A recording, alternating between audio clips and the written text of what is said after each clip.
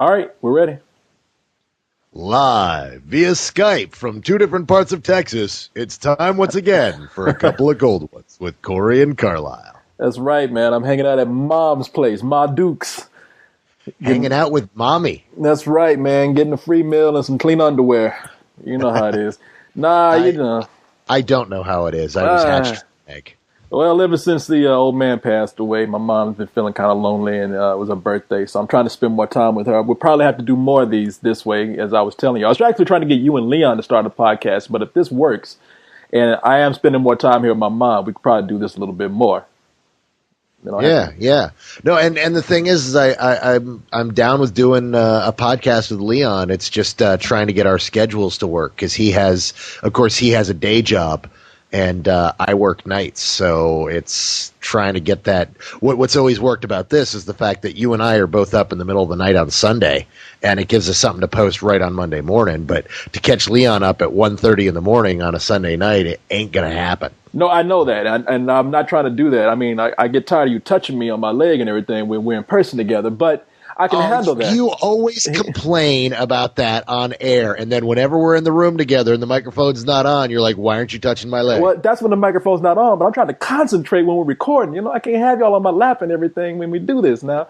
But you know what? I would tell you something. We can actually probably make a compromise here because, as I said, I'm probably going to have to be spending more time with my mother. And that's the only reason why I kind of wanted to have you and Leon do that recording. But if we can do this and it works, then we might have a solution here. That or we just kidnap Leon in the middle of the night and make his ass do a podcast. That is a possibility as well. Then we can go ahead with the top five. The top five brought to you by Bill. Damn, see, this works so good. I still feel you spitting on me when you do that too. It's like it's just like I'm right there. Face is all wet right now. I feel like you're giving me a hand job at this very moment. It's incredible. It's as if I was there in person, doesn't it? Yeah, except I get to watch porn and do it myself. This is great. I've got my two monitors set up going on. I've got one monitor that's got news and tweets. I tweeted about an hour and a half ago that we were going to be doing a Coco and that I could take some questions. So I've got some questions for the email portion of the show, and then my other screen is porn. Awesome. Now, that could be our new tagline for the show. A couple of colons. Screen is porn? No, a couple of colons, like having a big black hand around your penis. I like that. You know what? I think it's a little clunky. I think we should work with that. Oh, we can slim it down.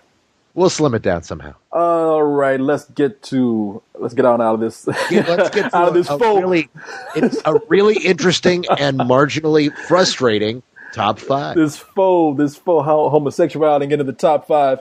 Man, what's up? The number 5 film. I can only guess why this is frustrating to you, and I hope to get your opinion on something too. Now that we are actually talking after a week, number 5 is Cobra's still rising, man, still hanging in there, boy. Hey, G.I. Joe, baby. Joe has pulled in $132.4 million, even though it cost $175 million to make. It's been out there for 4 weeks, so it's kind of slowing down a little bit, but not too bad so far. No, not bad at all. Nobody ever went broke underestimating the intelligence of the American audience. And that brought in $8 million this weekend, and looks like this might be the last week that it's in the top 5. So it might be, but next weekend's really kind of lame. The weekend, Labor Day weekend, is always really crap. So it might still hang in there. But let's go to the number 4 film of the week. Now you hear people say that in order for a movie to make its profit, that it has to make over 3 times what it cost over its initial budget. And the movie 3 times its cost is not. No, it's generally 2. I've heard 3 sometimes, but even well, look, that doesn't matter because this is a movie that has made profit 3 times over what its budget is, and that is District 9. It has brought in $90.8 million. It cost $30 million to make, and this weekend, after 3 weeks, it has brought in $10.7 million, and it is one of my favorite movies this summer. So I'm happy to hear that. Oh, absolutely. It's always great when one of the best films of the year actually does well. And this is it's definitely profited, and this is before, before taking in foreign and before taking in DVD, and I think this one is going to be one of those that stays on DVD for a while. So, yeah, this was a good call. This is what happens when you take geniuses and give them small, moderate level budgets. You end up with really great films that that a lot of heart went into, that end up profiting. Yeah, it didn't make G.I. Joe money, but or even Transformers money, but instead it's going to be pure profit. Yeah, no, it's going to be pure profit, and it's not the property that G.I. Joe or Transformers is. I mean, this is a movie that came out of nowhere and surprised Absolutely. audiences and built up its momentum sort of like 2 months before it came out. So this is a movie that's done surprisingly well, and I'm happy to hear that it has. And let's go into some new entries here, starting with number 3.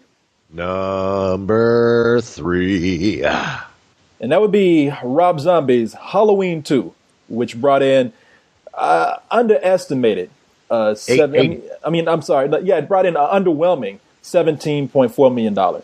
Very underwhelming, especially considering the first one, the first Halloween, Halloween directed by Rob Zombie, opened this very same weekend 2 years ago to just over $30 million.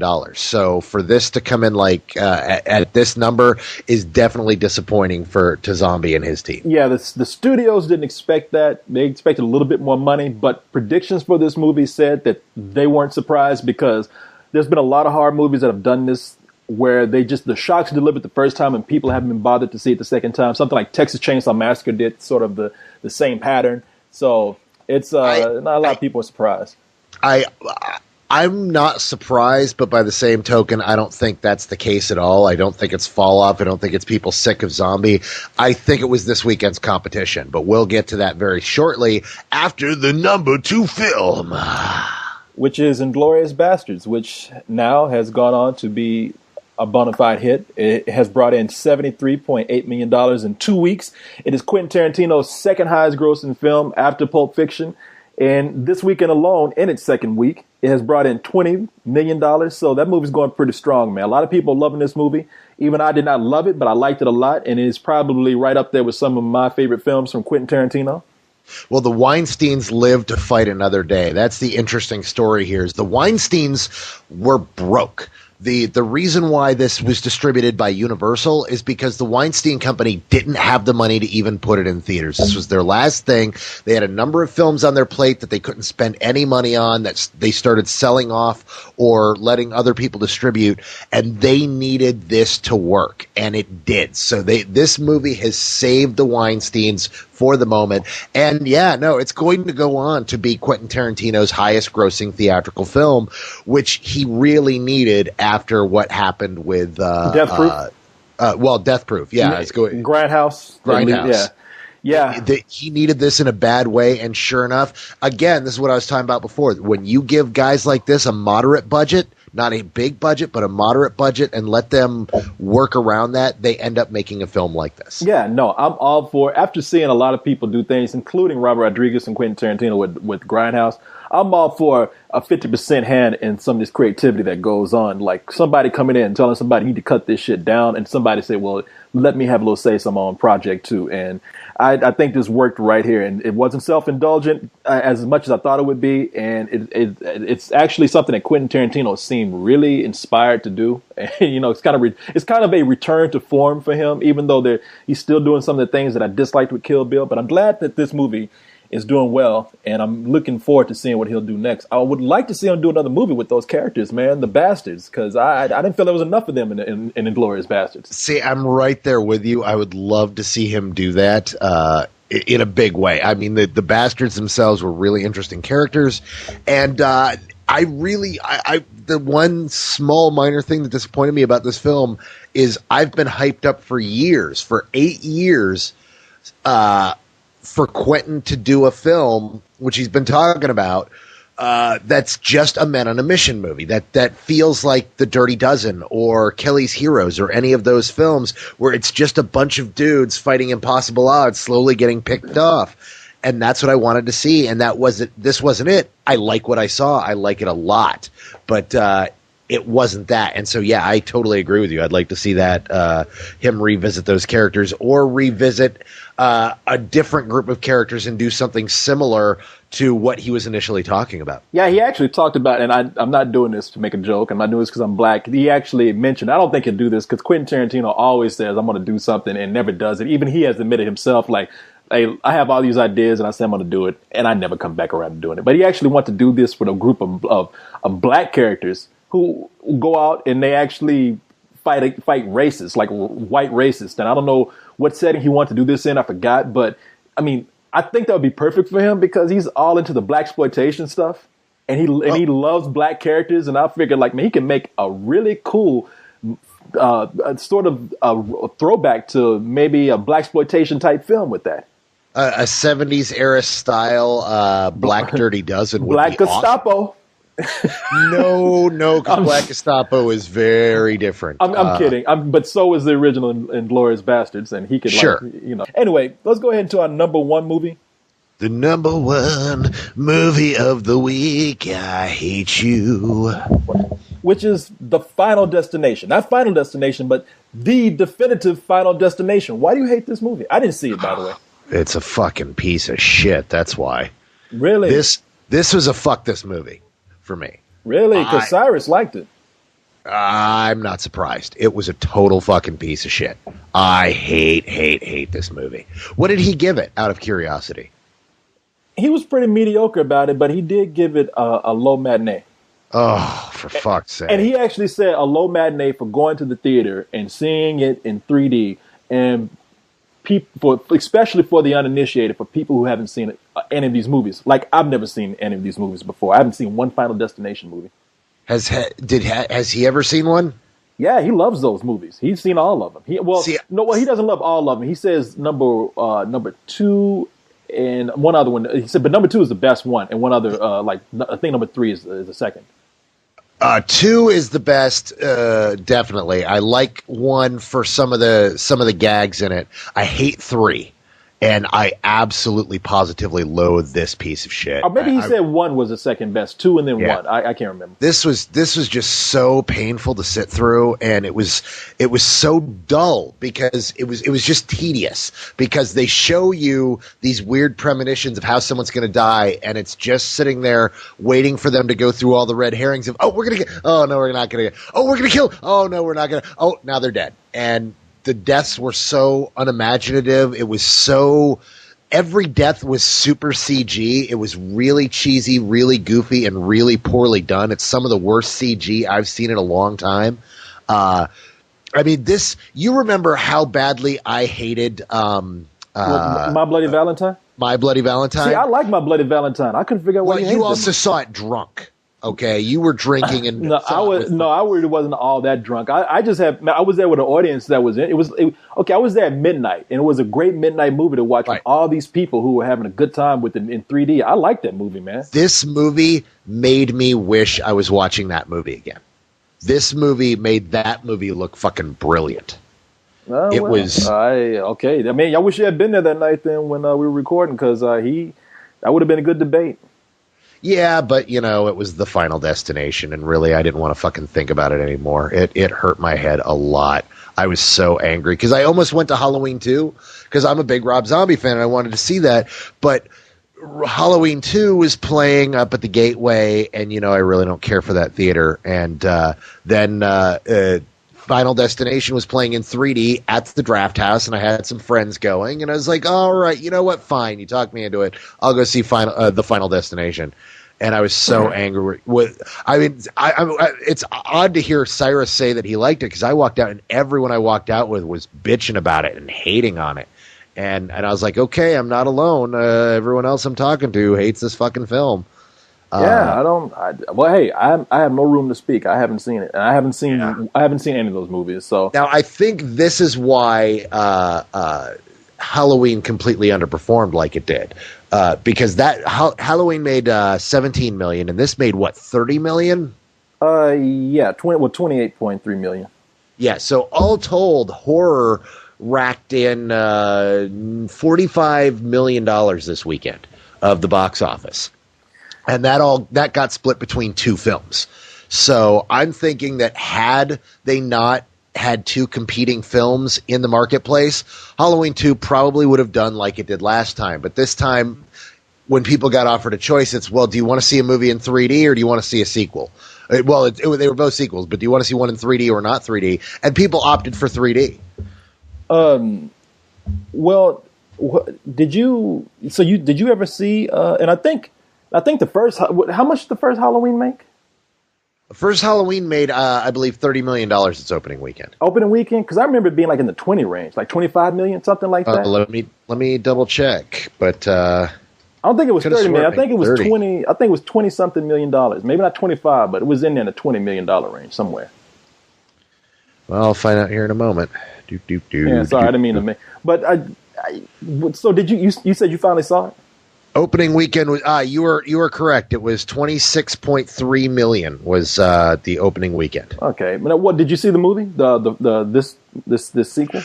No, I was actually going to go see it earlier tonight, and then my wife wasn't in the mood to see it, so I'm like, oh well, I'll see it tomorrow. So see, I'd be really curious to see what you think about this. See, I'm really curious to see what I think as well, because I've heard very mixed reactions. Now, a lot of the reactions I just kind of brushed off, because a lot of people were really hating on the original Halloween, and anyone who hated on the first Halloween, which I really enjoyed, who comes back and goes, yeah, it's just more Rob Zombie shit, that doesn't convince me that it's a bad film. But the problem is I've talked to a bunch of people who really liked the first one, and half of them thought this was a good sequel, and the other half really disliked it. So I'm like, oh shit. This shit is so crazy, man. I'm not going to tell you that it's bad myself. I think it's bad, but I'm not going to tell you that which I just did. But because you're going to think I'm one of those people who just has something against the film. And I'll be honest with you. It's not that it's people necessarily have something against the film, but if you don't like Rob Zombie and what he does, and you don't like what he did in the first film, how can you expect to like what he did in the second? Well, I actually do like Rob Zombie. I like his music. I like his videos. I like what do you call it? The Devil's Rejects. I'm looking forward to the Haunting Adventures of Super El Beasto, the animated thing that he has coming out next month. And he's even said that he's going to be going on to make The Blob, which I'm thinking, you know what? That is probably a movie that's better suited for Rob Zombie than Halloween, because I think that a monster movie like this will suit his sort of creativity and his imagination instead of remaking something like a serial killer movie like Halloween. I don't disagree with you, although my problem is I think the serial killer thing was very much up his alley. I mean, so much so that it's all he's made. He's made 4 films, all of them serial killer movies. I'm so excited that he's moving on into something else.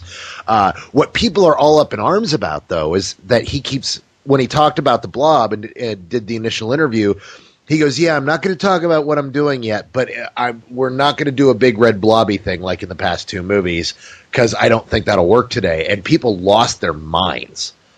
Yeah, now people start speculating on this shit that he was going to do. They're going to they said, now people even know what he was talking about. Some people even went off and started saying, you know what he's going to do? He's going to make The Thing, because the blob is going to not eat people and consume them. It's going to shapeshift. It's going to absorb people and then change into them. And it's going to be like a cross between The Thing and the Terminator, the Metal Man from Terminator 2. And I'm like, y'all don't know what the fuck he's going to do. Y'all just talking shit now.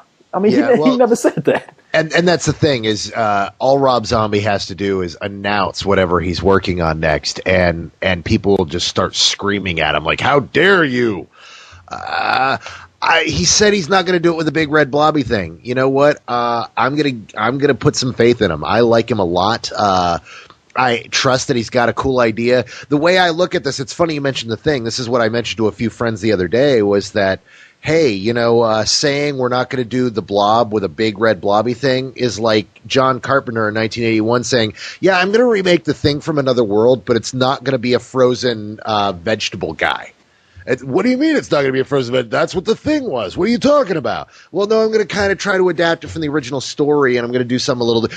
It's not going to work. That's total crap. He's got to be a vegetable guy. That's what he is. And then he goes and makes The Thing. I'm hoping that he does this with The Blob, because the original Blob is a great, fun, campy classic, and the 80s version, the 1988 version, is great, campy fun, but nobody's ever done a serious fucking Blob movie where it's really just fucking balls to the wall horror. I don't know, man. I thought that remake of the Blob that they did, it wasn't just the blobby red Jello type thing. That thing was kind of cool, man. It had tentacles and it burned people, and you got to see people melting on the screen. Everybody's not talking about that remake, but they remade the Blob in 1986 or 7, something like that. 88. 88. Okay. I love it a lot. In fact, it stars Shawnee Smith, who most people will know as Jigsaw's assistant in the Saw movies. She starred. It's when she was really young. And I love that movie a lot. In fact, I prefer the 88 And Kevin Dillon, man. Kevin Dillon is the roguish motorcycle riding, leather jacket wearing badass. Johnny Drama. But screw that. Fucking Shawnee Smith. That was when she was super uber hot. I had the biggest crush on her back when she was in that movie. Man, was she hot in that movie. But that movie's just, it's really creepy, but then it has that really stupid, goofy, we're going to make a sequel ending with the preacher with the burned face holding up the little piece of the blob. Well, that's the last part of the movie. I can look past that. I think what was cool about that film is that you had like a hero. They had the guy, the clean-cut leading man who you thought was kind of going to be the hero of the movie, and they just, that thing ate his ass right at the beginning and, and left the arm. You remember that shit? And he was like, help me. And that chick, was it Shawnee Smith who tried to help him and pulled his arm off and shit? I was like, man, this movie's badass right now. I love that. I mean, the Blob, I'm amazed that the Blob has caught on, man, because you're right. The original is just, it really is a mound of Jello. That's all. It's a box of fucking Jello. Exactly, and in this day and age, that's not going to work. And the thing is the studio's just going to go, well, you know what? Do the Jello CG, and then it's going to look even fucking worse when people start talking about, you know what? When they made a more realistic Jello mold in 1958, you got problems, dude. And so I like that. I mean, the Blob stories, it's the classic mold. Something falls from space that is a mindless consumption machine. It's, a giant space amoeba lands here and starts eating shit. I want to see him play around with that and do what kind of creepy stuff. Besides, Rob has to find new places to use Sherry Moon Zombie. Even you gotta admit. Now, I interviewed the guy, and I even brought up the question. Now, I wasn't like confrontational because I'm the one that has said, like, man, he uses his wife in a movie as much as he can, and it almost seems like he's giving her an excuse to work. And when I interviewed him, I said, people say, I didn't say I said it because I don't want to be an asshole, but looking at, when he gave the explanation, he's like, I just like working with my wife. And I was like, okay, I can see that. But even after watching this Halloween, I'm like, damn, man, you really are beginning to crowbar into movies now. I'm sorry, man. I mean, I would, that's why I want you to see it, because I think you'd be hard pressed to even say yourself, like, yeah, no, he's not doing that on purpose. He just he thinks he's a really good actress. I want to see it. I'm definitely checking it out this week. I'm really bitter at myself for seeing The Final Destination because I'd totally written that off. And then I went and I allowed myself to get kind of excited for it and then just left pissed off. But God, I'm with you. Movie. Well, I see now. I got to go see it because I want to go see it.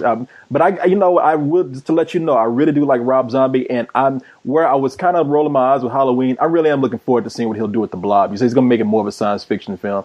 I think he should throw Bill Cosby in that shit. The Blob versus Bill Cosby, big old mold of Jello fighting Bill Cosby. Nah, I would bet Bill Cosby would win that shit too. Only if it were Frozen. Oh. Frozen, and then in the sequel he fights a didn't he only do the pudding pops? He didn't do the actual Jello. No, he did. No, he did Jello, man. He did Jello commercials because he was always. They even made Jello jigglers. He's like, look at it, jiggle, and it was like, oh God, he did do that. Yeah, that's right. Yeah, he was up there jiggling himself. Yeah, look at it, jiggle, and then it does the schism, and then the scasm. He's Cosby. See, I can see it's the Jello jiggle. See, it's the Jello jiggle. And the jiggle and the jiggle. Now, see, that was so weird about when they came out with like sexual accusations about Bill Cosby with women. I was thinking, please don't let that be true, because that's what I see. Bill Cosby in front of some woman's ass, and look at that jiggle. And I was like, I don't want to see this shit, man. That's how it's done, brother. He's a pimp. But no, man, I do like Rob Zombie a lot. Have you heard about this Super El Bisto thing? I've heard about it. I don't know much about it. I just know that it exists and that it's coming out. And I know Cyrus was excited about it. Yeah, I've been hearing about it for a while, and I was like, man, I really want to see that. I think Rob Zombie is a really creative guy, and that's one of the things that I've been looking forward to him doing. But I thought that project was dead. Now he keeps talking about this other movie, Tyrannosaurus Rex. Yeah. And what's going on with that? I don't know. That was supposed to be his next film. And then he decided to do Halloween 2 and said Tyrannosaurus Rex will be my next film after that. And then he said The Blob.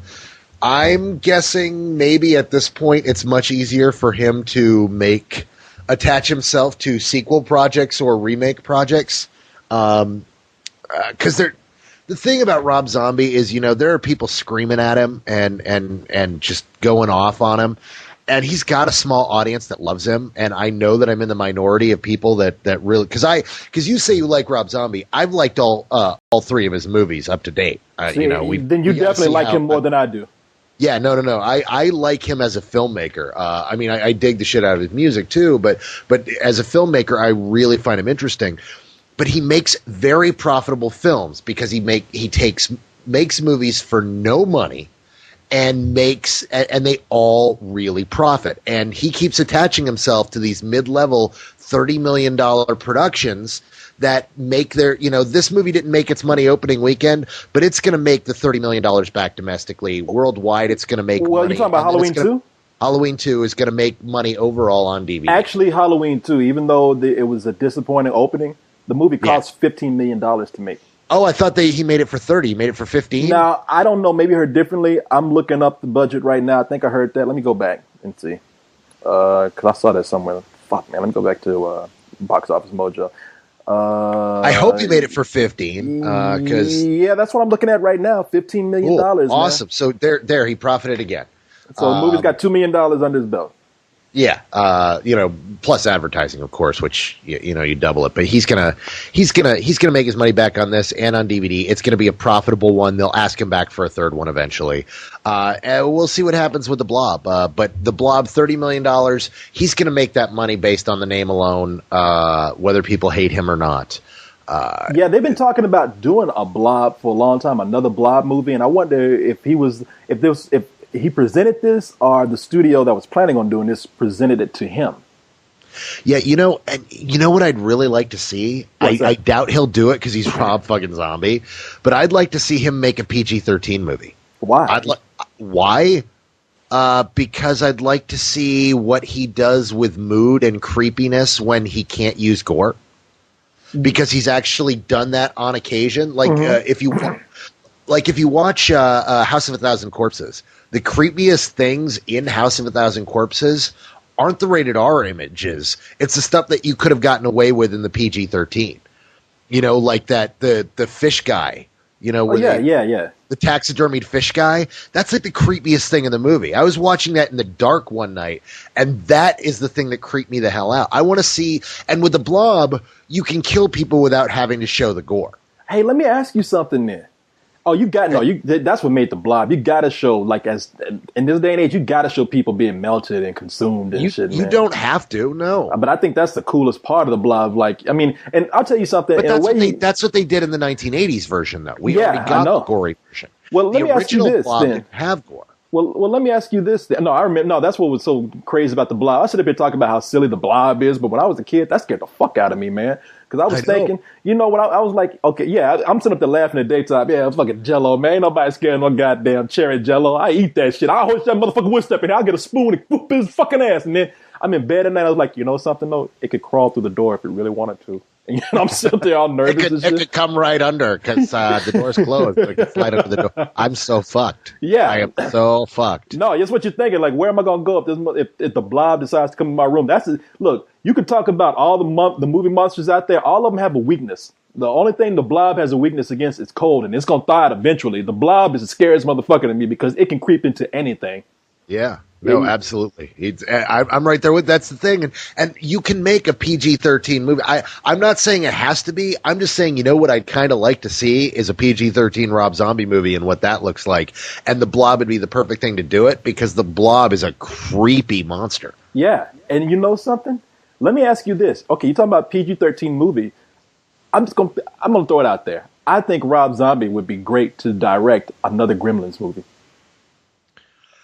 To do Gremlins? Because it's crazy. I mean, Rob Zombie, if you saw this Halloween, Rob Zombie is crazy. And this Halloween, I enjoyed this Halloween more than the original. I think it's a bad movie myself, but I enjoyed it more than the original because it is funny. It is funny on purpose, and it is unintentionally funny. Okay, you know what my problem with a Rob Zombie Gremlins movie is? What's that? It would be set in a small hick town. Well, what if somebody rather than Spielbergia? Because that was what was kind of great about the original Gremlins, is it was set in a very Midwestern town.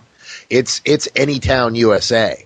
And Rob Zombie isn't going to set it in any town USA. It's going to be set in bumfuck Georgia, and Sherry Moon Zombie is going to be the mother, and all hell's going to break loose. And that shit's going to be set in to kill rednecks. And it's going to be set in the 70s instead of present time. Oh no, he'll go period and set it in the 80s. It'll be 80s rednecks. No, I'm just, man, you know Rob Zombie loves the 70s, man. He'll find a way to put that shit in the 70s, and there'll be Alice Cooper in it, making a cameo and all kind of crazy shit. Leonard Skinner will be set on fire and all kind of crazy stuff, man. The Gremlins will be responsible for crashing the Leonard Skinner plane and all that kind of shit. Maybe that's not a good idea, Rob Zombie doing that. But you know something? I think of Rob Zombie, because if you look at his movies, now look at House of a Thousand Corpses and all the fluorescent imagery and all the crazy creatures in there and whatnot. If you had a good enough writer and didn't let Rob Zombie just run off on his own, which is what people have been doing the whole time. He even says with this movie, he says, once again, people don't leave me the fuck alone, let me do what I want to do.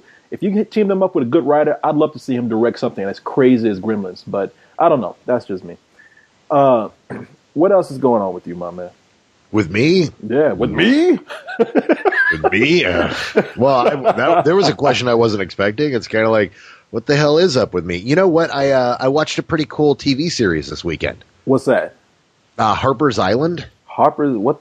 No, well, you know me. I'm not watching too much TV these days. I never watch TV. It's coming out on DVD on September 8th, and it came my way. And what it is it was on CBS earlier this year. It started in April and it ended in July. It was a 13-episode TV series that was complete. I mean, it was beginning to end. It was only 13 episodes, and it's essentially a horror movie on TV.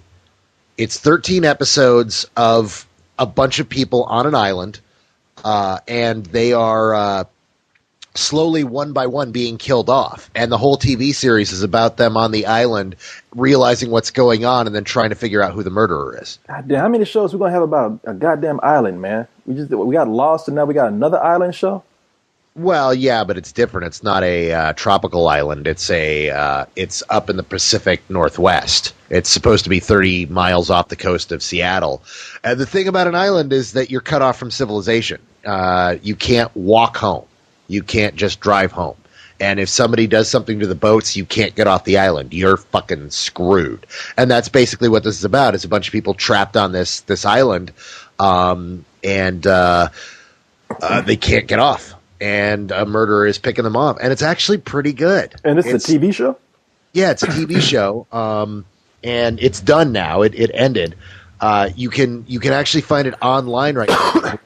All 13 episodes on CBS's site or on IMDb if you look up Harper's Island, or you can wait till September 8th and get it on DVD. The whole DVD, it's 4 discs and has a bunch of extras, and that's how me and my wife watched it this weekend. We kicked back and watched all 13 episodes, and it's a good watch. Essentially, it's a 9-hour horror movie. It's a horror movie with character development, and that takes time to build things and explain the mythology. And it's not perfect, but it's really good. It was really entertaining. So speaking of all the horror we've been talking about, this is a really solid TV show if you like long form horror.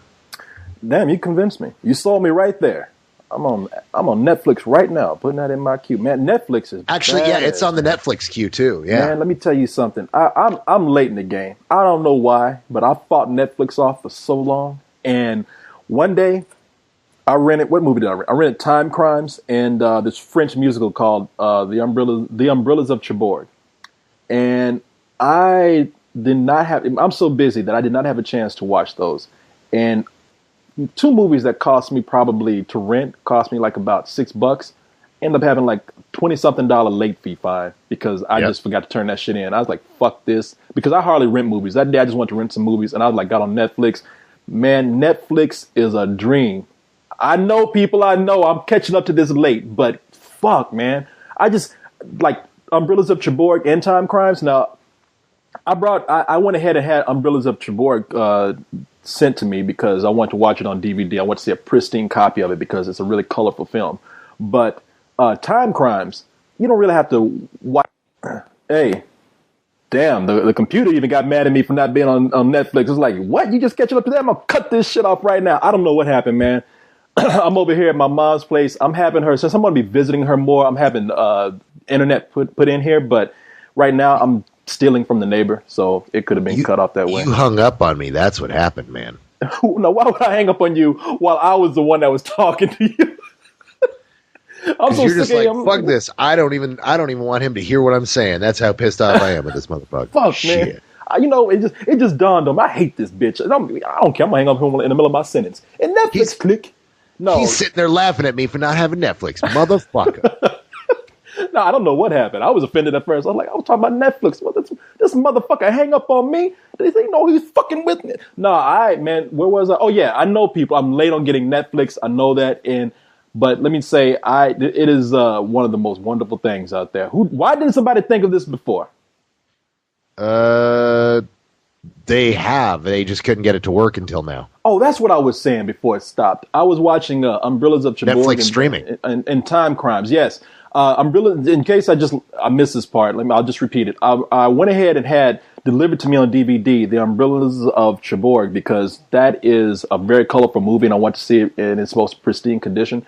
But Time Crimes, I went ahead and streamed that, and that's a movie you really don't have to watch in the best format to get the film. And it was so cool just being able to say, okay, I just want to watch it right now and have it stream over my computer, man. I was like, damn. I've absolutely loved it. There was a weekend a few weeks ago in which I was just here alone all day and I was bored and I'm like, you know what? I want to watch some of the best movies ever made. So I literally just went through the streaming and found some of my favorite films. I watched Shawshank Redemption, Braveheart, and then I watched the Great Escape, and I streamed it all right here to my computer. I can stream it to my projector, but I streamed it to my computer and sat here and painted all day and watched movies that I just love. Yeah. And it was really cool. And then whenever me and my wife have about 150 movie Netflix streaming queue, so that whenever it's like a Friday or Saturday night and we're like, what do you want to do tonight? I don't know, let's watch a movie or something. What do you want to watch? I don't know, let's pull up the queue. And we just sift through it until something strikes our fancy for what we're in the mood for. We press play and we watch it. Oh, no, it is great, man. I have found, I have been a man in a movie desert and just found oasis. I know people like, damn, Corey, it's Netflix, man. Everybody has that shit. Well, what's the big deal? No, you don't understand. I didn't have it. And I was about to give up on movies because I never had a chance to watch some of the movies that I really want to watch. Like a lot of classics from the 70s, 60s, and 50s, and a lot of foreign films that I've been wanting to see. And I've just been like, wow, it's at my fingertips. Technology is crazy. And I was like, whoa. No, really, I'm amazed, man. I'm like, what took me so long? The streaming just started this year. It's brand new. It just happened just after Christmas. It became public. So you're not too late on that trip. This is actually the first real year that we can stream stuff like this. To devices it streams to my Blu-ray player across the house from my Wi-Fi connection. So. Yeah. And it's cool, man. They need to bump up the streaming just a little bit more. I have a very fast connection at my place, and even then, the streaming came over a little pixelated. And they even what's that? It depends on what movie it is and what quality they have it at.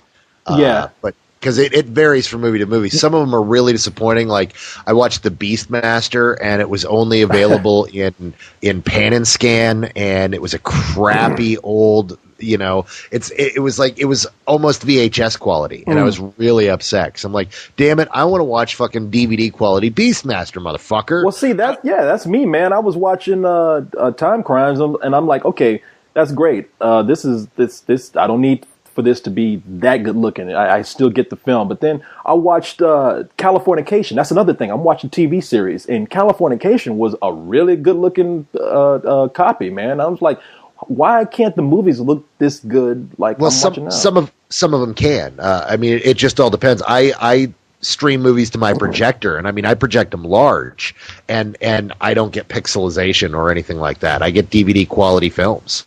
But it depends on the film. Some of them are kind of, some of the transfers weren't that great. And maybe they know that, because it's almost like, look, I'm not making a joke here either. It's almost like they read my mind. I was sitting there thinking to myself, I said, man, you know what? That copy of Time Crimes that I streamed sucked. And then the next thing I know, over the email, like a couple of minutes later, I shit you not, came an email from Netflix that said, what did you think about the viewing quality of Time Crimes? And I'm like, well, I'm glad you asked. And they only gave me 3 choices because I was going to say it looked like shit. But I said, it's acceptable. I give you 3 choices. So yeah, they send that every once in a while when you stream stuff to check what the quality is. Yeah. That's cool that they do that. So maybe they know that, and that's why they're going to stream that. They're concentrating on streaming that better, which is cool that they ask, because I think that they really are taking viewer quality under advisement when they ask you something, and they're just asking to ask you like other people do. But Netflix, by the way, is the only way to legally in America watch the original dub of the original subtitling of Let the Right One In. Oh, really? Yeah, if you that's the way to watch it. If you haven't seen it, that's the way to watch it with the original subtitles, because Magnolia went and added new subtitles to it, and the new subtitles suck. Well, I might have to go and check that out then. Yeah, but thanks for the heads up on that. Oh yeah, no, that is the way to watch it. Let me ask you something. Ask me something. I'm gonna ask you something. Speaking of watching movies. I saw 2 movies this weekend. I saw Taking Woodstock, and I really liked that movie, man. I liked that movie a lot. And then I'm thinking, okay, this is right up there with some of Ang Lee's best. And then I go to Rotten Tomatoes, and I see that the movie only has 50%. And I'm like, what's people's problem with this film? It's like me and Leon told you in the review. The problem with the film is that so many people go in wanting to see Woodstock and not getting what Ang Lee was trying to do. And they walk out going, that's great, but they could have given us some Jimmy. They could have given us some Janis Joplin. They talk about God, now I'm blanking on his name now. The musician they were talking about showing up throughout the thing. Bob Dylan. Bob Dylan. Yeah, they could have given us some Dylan. And no, that wasn't the point of the movie. The point of the movie was seeing what was going on in the periphery of Woodstock. We all know what happened at Woodstock. We've all seen footage. You can at any time get a copy of several different versions of the original Woodstock film and see all the best parts. Ang Lee wanted to make something completely different. And if you read a lot of the reviews, the negative reviews, that's their beef. Their beef is they wanted more of Woodstock. I don't get... See, this is one situation where I don't like to be condescending to people, but I will say that if that is your complaint about the movie, complain about some other things. And maybe I'll understand. But when you say I didn't get to see the performances, do you not understand that it was about this guy who came to certain self-realizations? Your central character, Elliot, played by Dimitri Martin, he came to certain self-realizations by not getting to that concert. It was the people that he met and experienced he had putting it together. Well, and several of the other characters that are just small characters that also have these life-changing experiences involved in it. Like that whole great scene with Emil Hirsch up on top of the hill. And he's like, I love this hill. Oh yeah, I remember. Yeah. I mean that is like one of the most profound moments in the film, and it has nothing to do with what's going on stage. It has everything to do with a guy coming to grips with coming home and finally realizing what home is and being surrounded by love and joy at this festival that has nothing to do with the music. It has to do with the people, and it really makes you feel connected to the event rather than what was on stage, and I dig that. It's like one of my favorite movies this year, man. I thought it was a beautiful film. I loved it, man. I liked it more than I thought I would. Yeah, now you see why we both gave it full price. Yeah, no, I'm in Waco, people, right now. That's where my mom lives, and there's really not a whole lot to do here. Which is good because I've needed that, especially after last weekend. And yeah, man, I had to get very angry at Coco. Man, I had to get away. A lot of people don't understand, and I I do. That's why I do. That's why I couldn't immerse myself in it. I would go and spend a few hours with people, and it's like, okay, now I got to go home because I can't spend 72 hours straight with Spilios. I'll lose my goddamn mind. And I did, and I wish for a couple of people, I hope you understand that. You don't understand. I did something unusual that a lot of people would not do. And not only did I like host a party that went on for almost like 4 days, 5 days because it extended, but I know and spent like one full day with almost nearly 100 people, probably 100 people. And then, but on top of that, I opened up my home to these people and I opened up myself. And it just got to a point where I have no regrets, none at all. It was it was like the best time I had this year, but I really did. You don't understand. For anybody that is upset at me for something that I did, you got to understand this wasn't normal for anybody. Well, no, it was normal to a certain extent because people got to see what happens when you go without sleep and add alcohol. Because that's what happened is you didn't sleep 8 hours a night during the spill party, did you? No, I did not. And you were drinking alcohol constantly during the spill party, weren't you? Man, not only during the party, but I was drinking like. I'm talking about the whole weekend. Oh, the whole weekend I was drinking, man. And except for I didn't drink that heavy on Friday night because I wanted to be ready for the day, but I did not sleep. I couldn't sleep. I was nervous. But I'm telling you, man, this is something we all have seen a million times, and it was one of those things we were worried about. It's like if he doesn't sleep and he adds alcohol, he's going to turn into Cranky Corey. Captain Cranky Pants, and that's, I'm sure, what happened several times during the weekend. Well, it only happened once, and unfortunately, like it happened on somebody. I shouldn't probably even bring it up, but it was a reason why, and but no one was around to see why, and it was just kind of like, and I feel really bad for doing that, but I have to say, like. But for the most part, I was really patient, and I really had a good time with people. I love opening my home to people, and it was just 2 nights where some people even decided to like stay longer. Like they just said, I'm going to stay an extra day. So that meant, they did. Yeah, and that meant that I had like an extra day of people at my house, and it was fine. I mean, I loved it. I'm not complaining at all. If we do this again, I don't know if I could actually accommodate. If it gets bigger, I don't know if I can accommodate everybody, but I'll be better prepared for that to happen because I love having people around. But I don't know what led us on this conversation. But that's right. I had to get away. So yeah, after last weekend and some of the fallout and the good times and whatnot, I really had to just get away. And like I said, my mom is feeling kind of lonely and depressed, and I just had to come home with her. And in Waco, there's really nothing to do. It's just you're either content to stay quiet and at home like I did, or you go to a movie. And I went to see Taking Woodstock, and it was cool, man. And I'm really glad you guys told me about it because I really love that film. Yeah, no, and this is one of the things I was talking about at the very beginning, a very angry top 5. That what's so heartbreaking is that didn't even clear the top 5. It did piss poor this week. It made less than $3 million. No, it made $3 million. It made probably about 3.5, something like that. So, but still, man, the movie cost like $30 million. Now that's the movie that cost $30 million to make, which I'm still surprised because of all the extras in that film. I mean, that movie was insane.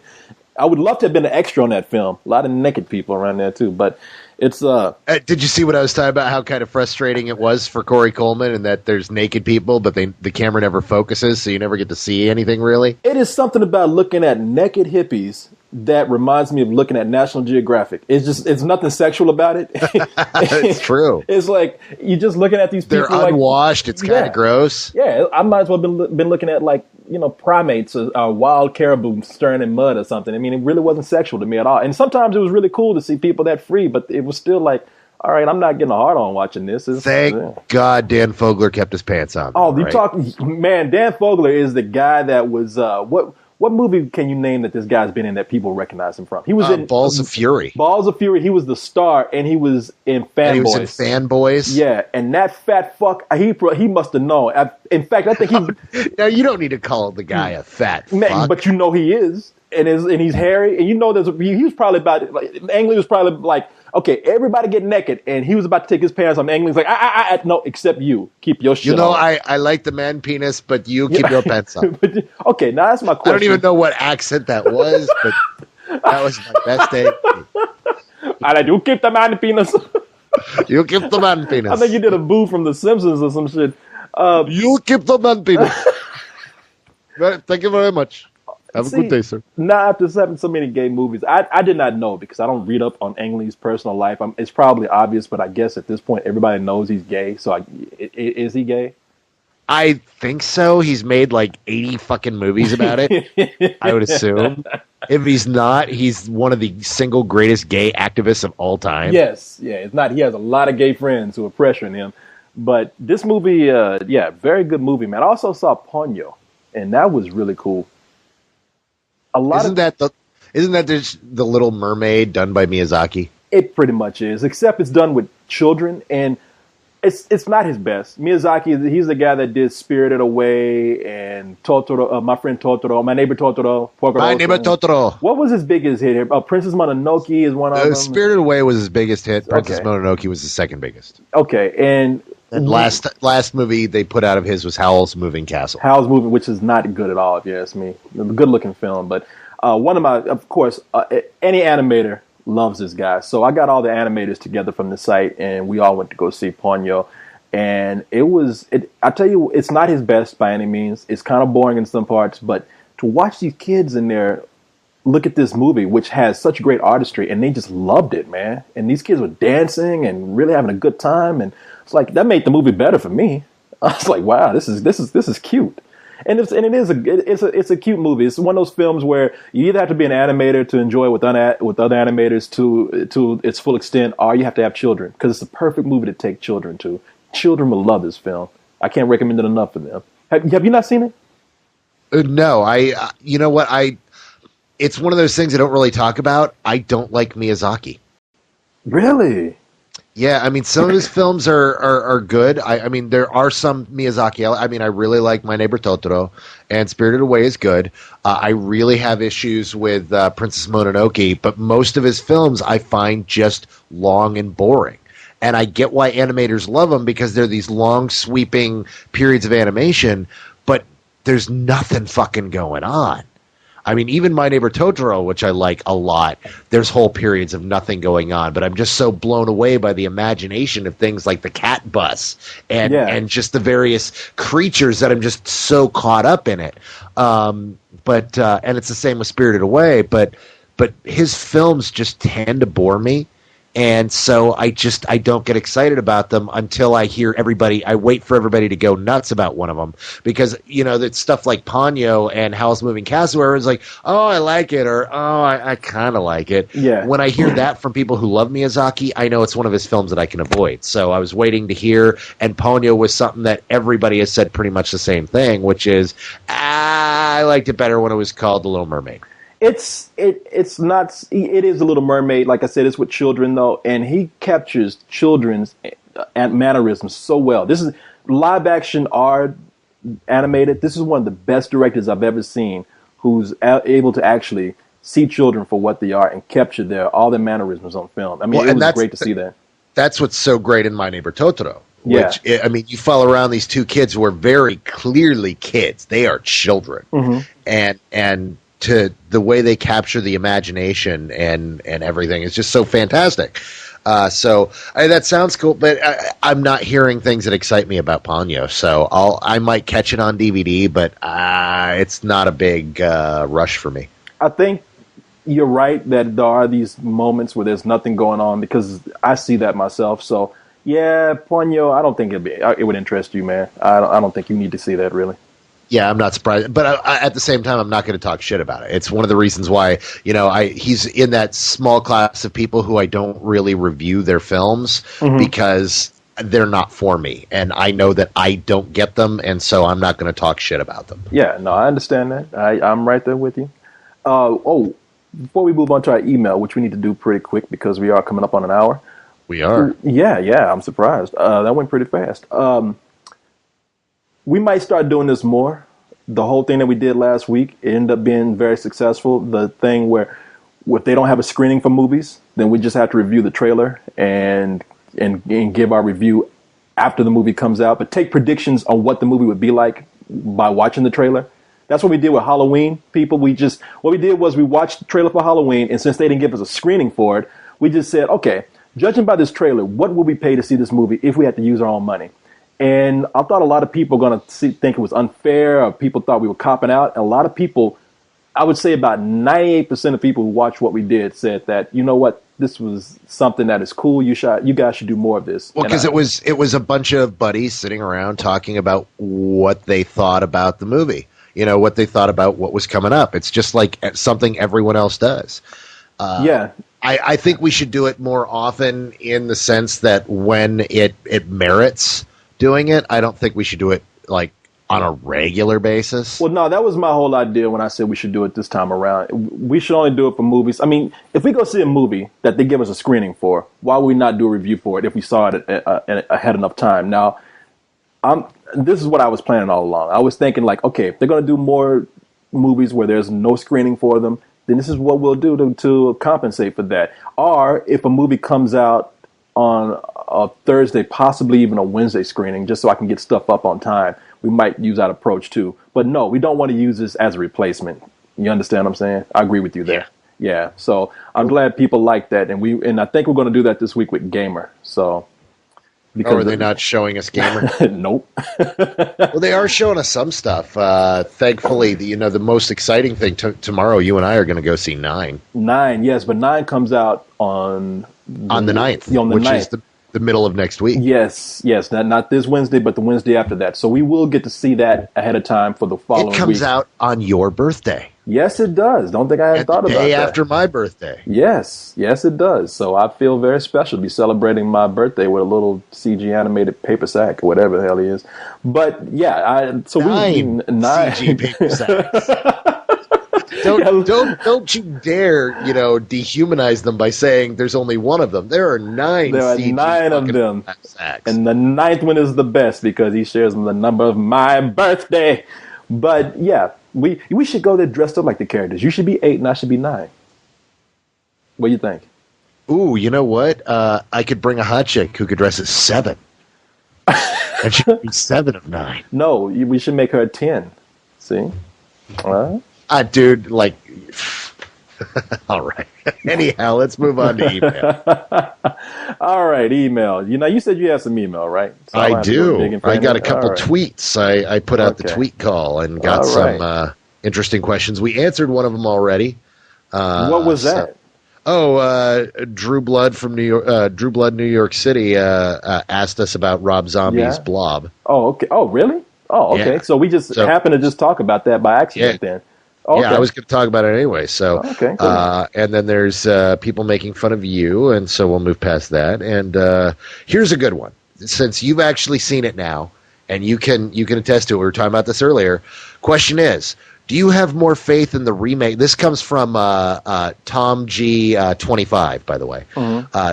Do you have more faith in the remake of Time Crimes or Let the Right One In? Oh, probably Time Crimes. Because you have more faith in that? Yeah, because I still think, even though I'm not like, and I'll let you tell me what you think after I say this, but I'm not against the movie as much as some people are who have heard there's going to be a remake of Let the Right One In. But at the same time, I don't think that they'll go to the extent that the original did, which is really what makes the movie. And I don't want to ruin anything. When you see the movie deals with very adult subject matter with kids. And I just don't think they're going to go there with that film. And if they do, then I'll be pleasantly surprised. But Time Crimes, that's a movie that can actually be elaborated on. I mean, it's a movie that didn't cost a whole lot. There's room to actually elaborate on the story. So, yeah, I have more faith in that film than Let the Right One In. I 100% agree with you. But the reason is that Let the Right One In is entirely about subtlety. It is a movie that changing characters or changing certain aspects of characters or changing situations will radically change what the movie is about. Time Crimes is not. Time Crimes is a really great idea that you could even change the main character of the adaptation of Time Crimes. You could change some of the way some of the events happen. You could change certain things, and it would still be Time Crimes. Time Crimes is not a hard one to get right.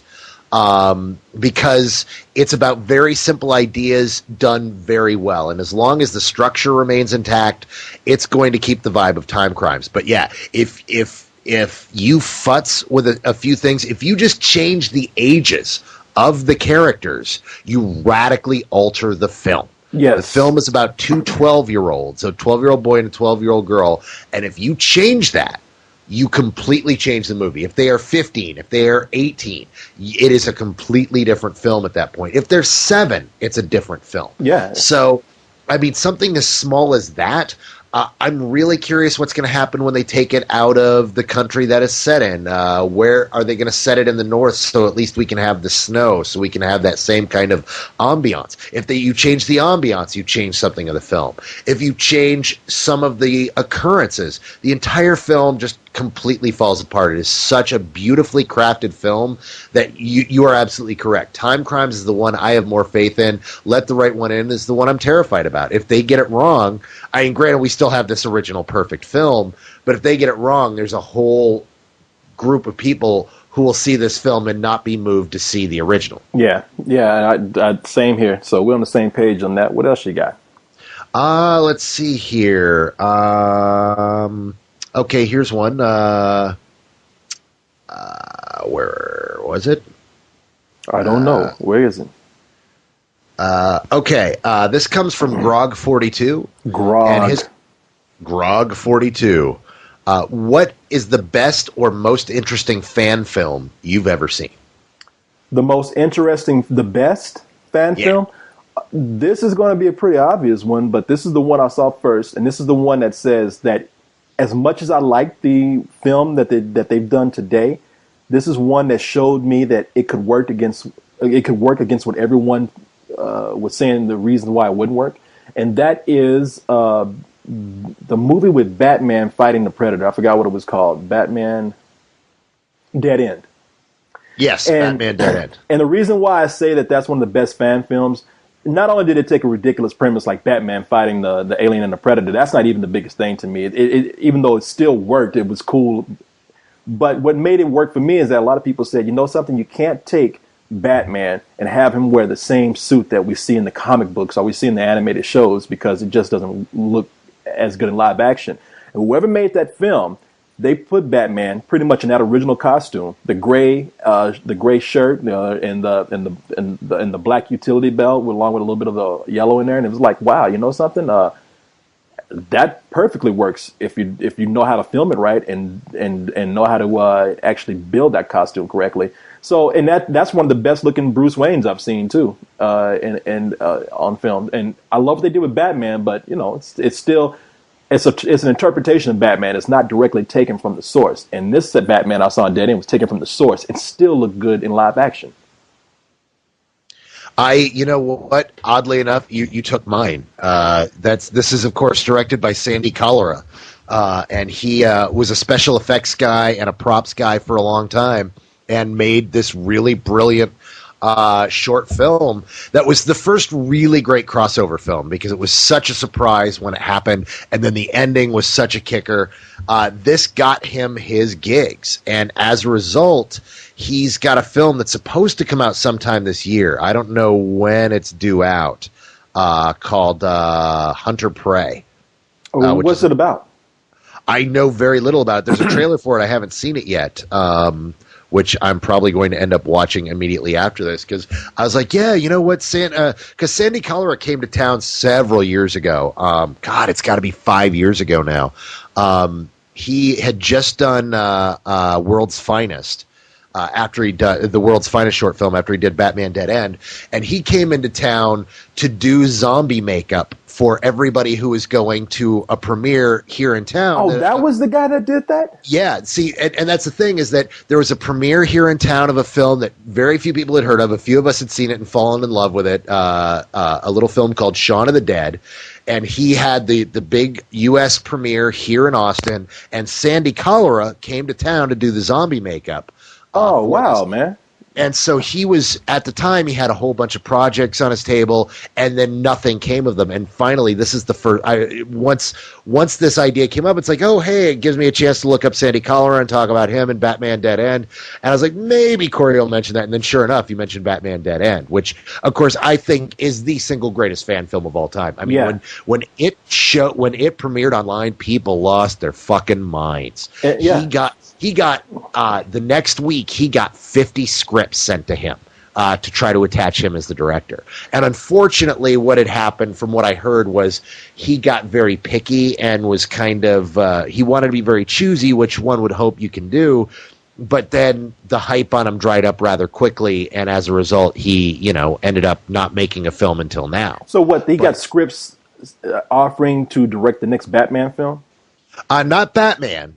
He got scripts from all across the map. He didn't do it specifically to get the Batman gig. He did it to show what he could do, and he got a lot of offers. But his website is hunterpreythemovie.com.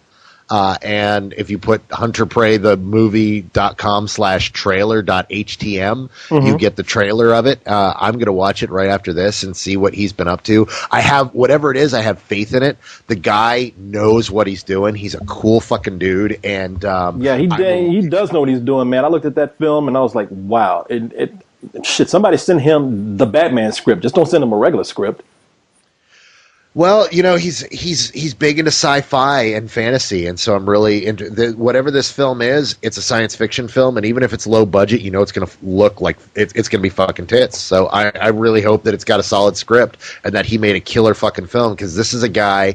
This guy was supposed to be huge by now. He was supposed to be, his first film was supposed to put him in the Neil Blomkamp. I was just about to say it right if you said that. He should have been the next Neil Blomkamp. But for some reason, it didn't come through. I'm really curious to see what's up with this film. But yeah, that is the single best fan film I've ever seen. Yeah, same here. I haven't seen anything really better. If there is something better, people put it up there, show us. But right now, that's the only one that comes to mind. You want to do one more? Yeah, why don't you pull one out? Okay. I was not prepared. Because the only one left here that was worth asking is from Shane MD, who asks, why is Corey such a dick to you when you record this show? Because Carlisle's a dick to me first, that's why. And there we go. And my answer is because Corey's a fucking dick. What are you going to do? Wow, you know what? We are so much on agreement tonight, because that was my answer too. There we go. About you, though. Let's see. You know what? I have one right here. This is a good one. It says...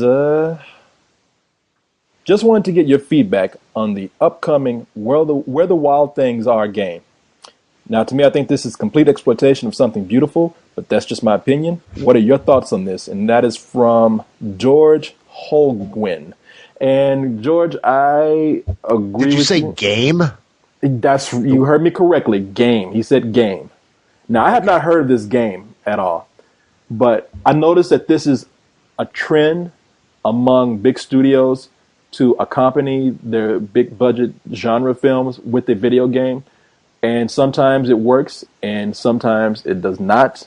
And one example of this is recently there was, I don't think it was sold. I think it was downloadable content, a downloadable content game for Watchmen, which was just a fighting game that featured Rorschach and Night Owl. And it was nothing like their characters. It was nothing like the world that was set up for them. It was just an extra way to make money from that property. And I don't think studios are going to stop, because most of these games that come out are terrible because they are rushed. They are made quickly to coincide with the release of the film. But a lot of times they just don't capture the spirit of the source material. And I think that in an ideal world, if you really respected whatever property that was, especially if it was taken from someone else, then you wouldn't do it. But they're not going to stop, and a lot of times you're going to be very lucky if these games are any good. Well, I have two things about that. First of all, there was another Watchmen game. There were two Watchmen games. There's the one downloadable, and then the one really awesome Flash game, which was almost the same thing, which was an 80s style Double Dragon game. I played that. That was a great game. That really got the spirit of Watchmen. I dug the hell out of that. But you know why that worked, though? Because it was to coincide with the movie, and it was set up to be like that game was part of a game from that world. And these characters are celebrities, so it was almost like within that world, somebody took, and the movie takes place in 1985. So it was like somebody took those characters and put them in an arcade style game that's appropriate for that period. It was creative. The thing that I do have to say about this, as much as it kind of, there's part of me that's like, well, all right, you guys are right. It is kind of exploitive, and it is making money off it. But it's exploitive because, well, people are interested in participating in these kind of things. People are interested in playing these kind of games. Sometimes they're good, sometimes they're not. But what it all boils down to is, you know what? The guy who wrote this book wrote an incredible children's book, and he's making money off that game. And he's making money off the film. You can call it exploitation, but the creator is getting paid for this work that he did. Now, and you know what? Any money that goes into that guy's coffers and provides him with his lifestyle, God bless him, because he wrote one of the single greatest children's books of all fucking time. Okay, now what I would have to say about that is, one, is he really getting money from that, or is that just going to the studio? As long as he owns the trademark, which is, as far as I know, everything I've heard, because he's attached to the film and he's worked closely with him, and he apparently loves the film. He said it's Spike's movie and not his, but he apparently digs it. He's gonna get the money off this. Well, if he's getting money, then great. But my problem with it is not so much who's getting the money, or if they're even making a game off of it. I'm not one of those purists who says they can't ever do this with that property because it doesn't seem like it'll fit. No, my problem is that 9 times out of 10, these games that go with the movie, they're not good games. They're not good games at all. No, it's the sad thing that we deal with is that movies based on games suck and games based on movies suck. Except on rare occasions. Yeah. Whenever you try to cross-market something, it usually is handled by people who don't understand the original. Well, that's my problem. Now, you talk about this guy made one of the most beloved children's books. I grew up with that book myself. I love it. But there was real heart that went into that. And this game, now, I haven't seen the game, so I'm not going to talk unfairly about the game at all. Right. But let's just say that worst case scenario, that is, this follows the history and pattern of other video game translations of movies and books. If it's soulless, it's just something that was made quickly, then that really does kind of, it kind of counters everything that went into the original property, which is a lot of soul and heart that went into something that made a great children's book. And then you had some people who just want to make a quick buck. So what they made was a heartless and soulless video game that they knew was, and a lot of times these people know these games aren't good. They're just told, you know what, you need to make that game and get it out as quickly as you can. Of course, one of the prime examples of that being E.T., which are like about 6 million, 7 million copies, maybe 9 million copies ended up in a landfill because they were forced into making a game and were forced to put it out too quickly, and it ended up being a piece of shit. And almost every video game movie based on a movie is like that. Almost everyone. Butcher Bay, Chronicles of Riddick, Escape from Butcher Bay is one of the exceptions. That's a really cool game. And they have the new Batman game out, Arkham Asylum, and which at Guinness Book of World Records just listed as the most critically acclaimed video game of all time. Yeah. Somebody sent that to me in an email today, and it's what's that? I'm going to mention this real quick just for some of our fans who are probably screaming at you right now. I hear the Wolverine game was far better than the movie. I heard that was too, and look, I didn't say all games, and notice I didn't specifically say that Wolverine was one of those terrible games. I said most. I said 9 times out of 10, and if you look at the history of video game translations, we just had people who gave us a hard time a couple months ago about that, so I just wanted to clear that up. Yeah, hey, you know what? If Wolverine is a good game and it's better than the movie, great. I haven't played the game, but I did hear that game was, because people did jump on my case when I mentioned the same subject a long time ago. So great. I haven't played the game, but if you say so, sure. All right. Well, I think that does it for tonight. Oh, you know what? That's it, man. So this didn't work so bad. You know what? If this comes out sounding okay and it comes out being pretty good, this might actually kind of be this easier might on save you. a Coco. Well, it might. It might save a Coco, and it might save a trip for you. You might not have to drive across town anymore. I actually like doing this better, man, because I'm reclining. Because you're reclining and you're not in the same room as me. I don't know why, man. And every minute you don't have to spend in the same room with me is a good minute, isn't it? Well, look, I'm not going to say that it's that's 100% not true. I think for some reason I think it's more antagonistic when we're in the same room together. But when on the phone like this, you call me crazy, but it seems just a little bit more relaxed, and I'm actually enjoying myself right now. Well, let's see how it works out. But until then, good night, everybody. Yeah, good night, everybody. Talk to you later. Hello? Hello? Hey, What's up? I was just calling to see how it came out. Came out fine. You there? Yeah, can you hear me? Yeah. Yeah, no, it came out fine. Oh, excellent. Okay. Yeah, the Skype is exactly how they do the Slash Filmcast. So I figured it would come out all right. I just wanted to, double check and make sure it came out all right. So No, no. It came out fine. I mean, the only thing is just a little hiss in there, but it doesn't matter. Nobody cares. yeah, I was hearing the hiss over your end, so it might be something with your microphone. Yeah, it could be. I don't know what's going on. So, but or it could be because I'm using something called Audio Hijack Pro. I don't. I'll try and figure it out. But yeah, Cool. it came out fine. So Right on. Excellent. All right, and are you going to be at 9 tomorrow? yeah, 2 o'clock, right? Yeah. Yes, and that's South Lamar, Alamo. Yeah. Yeah. Let me just 100% double check that. Oh, and just to let you know, I have to go out of town on Tuesday, so tomorrow we will have to record for 9 in Gamer, and we'll be done for the week unless you want to go see Gamer at midnight, which I don't know if you do or not. So, I might. I don't know. I mean, we got it covered either way. I mean, you'll be paid for. So doing we're going to a review. record tomorrow right after 9? Well, Martin wants to record with us, so we might have to record in the evening. That's the thing. Yeah. Yeah. Well, I mean, I'll see if I can come back for it.